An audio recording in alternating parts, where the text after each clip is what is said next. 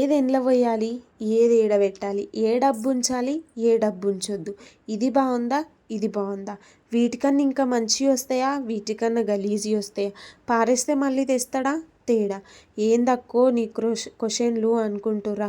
ఏం చేద్దాం చెప్పండి, ఎప్పుడు ఇల్లు సిదురుదామన్నా నాకు ఎక్కడ లేని క్వశ్చన్ బ్యాంక్ మొత్తం నా బ్రెయిన్లో ఇట్లా తిరుగుతూ ఉంటుంది. పాడేయాలని ఉంటుంది కానీ పాడేయనికి మనసు ఒప్పదు. అట్లా ఉంచాలని ఉంటుంది, ఉంచితే ఇల్లు చూస్తే చెండాలంగా అనిపిస్తుంది. ఇక అట్లా వేసుకొని గుండెని రాయి వేసుకొని తీయాల్సిన ప్లాస్టిక్ సామాన్ అయితే మొత్తం తీసేస్తున్నుల్లా. ఇక ఏం చేస్తాం చెప్పండి, ఎప్పటికైనా తీసేవే. ఇక అట్లనే పెడితే ఊకే చూసుకుంటుంటే ఇల్లేమో పెద్ద ప్లాస్టిక్ షాప్ లాగా అయిపోతుంది. కొందరికి స్టీల్ షాప్ ఉంటుంది, నాకైతే ప్లాస్టిక్ షాప్ ఉన్నది. స్టీల్ కన్నా ప్లాస్టికే బెటర్ అని నేను అనుకుంటా. ఎందుకంటే వాడిన రోజులు వాడి తీసి పారేయచ్చు అనమాట.